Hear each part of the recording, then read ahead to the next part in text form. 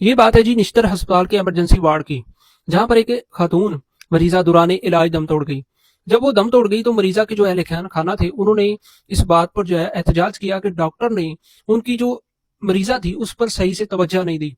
اور وہ اپنے موبائل میں مصروف رہے، جس کی وجہ سے ان کی جو مریضہ تھی، ان کے جو اہل خانہ تھے، وہ وفات پا گئے۔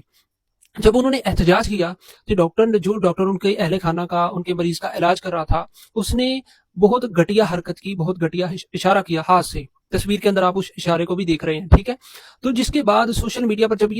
یہ ویڈیو وائرل ہوئی تو لوگوں نے بہت برے نظریے سے ان کو دیکھا اور ان کو اس ڈاکٹر پر بہت تنقید کی، جو کہ بنتی ہے،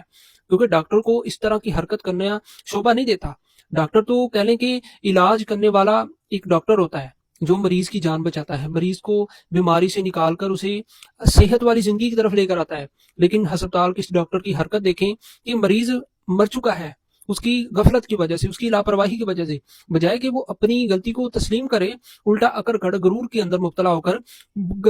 غلیظ قسم کے اشارے کر کے کیا ثابت کرنے کی کوشش کر رہا ہے کہ جیسے وہ کوئی بہت بڑا ڈاکٹر ہے، کوئی اسے پوچھنے والا نہیں ہے، کوئی اس سے جو ہے نا وہ سوال کرنے کے والا نہیں ہے کہ تو نے اپنی غلطی جو کی ہے وہ کیوں کی ہے،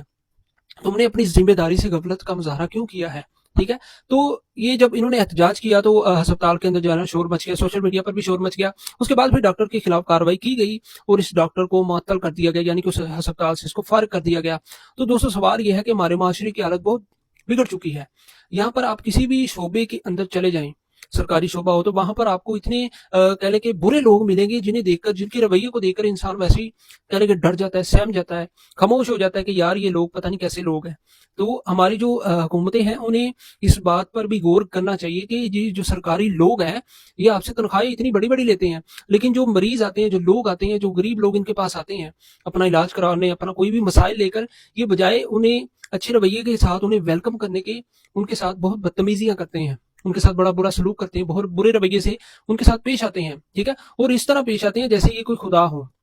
جیسے کہ ملک پاکستان کے